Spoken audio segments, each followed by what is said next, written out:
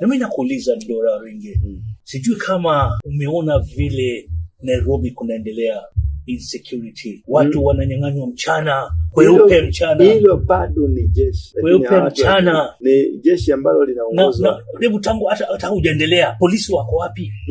Polisi wako wapi jamani? Hawana nguvu tena. Hawana nguvu, maana lile ni jeshi linalindwa na wanasiasa. Ni jeshi ambalo limezungumziwa na limefanywa kusajiliwa na viongozi wa wanasiasa. Ni kikundi ambacho hakikuziki, kiwezi kikaguzwa. They can do anything. They can do anything. Anywhere. Wanaitangwa the untouchables. Na ikafika katika mahali pa kukuwa na untouchable kwenye nchi, ni hatari kubwa. Sasa juzi nimeona wanawapora watu mchana bayana peupe. Mchana kweupe. Lakini nani alichangia? Nani alileta hayo maguni? Ni Sakaja mwenyewe.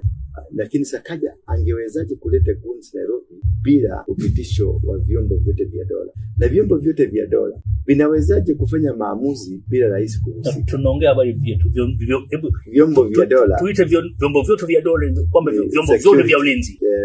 Vyombo vya dola ni security.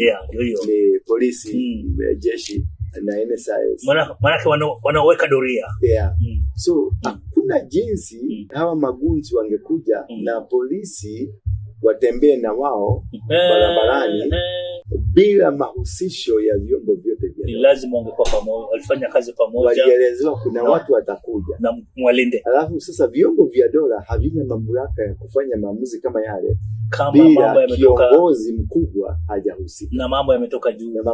Mimi ni nani niseme hapana? Sasa wewe huwezi sema hapana, maana Sakaja mwenyewe ni gavana aliye chini wa chama ambacho ni chama tawala, na chama tawala kina kiongozi wake, na kiongozi ndio mwenye kuongoza nchi, kumaanisha ya kwamba yeye ndiye ana uwezo wa kutoa amri ya aina yote ile. Kwa hivyo mambo sasa, uporaji na ubakwaji na mambo yote ambayo yanafanyika yanatendeka hususan kwa mipango ambayo imepangwa ikapangika kupitia kwa vyombo vyote husika vya kijamii. Ndio hiyo.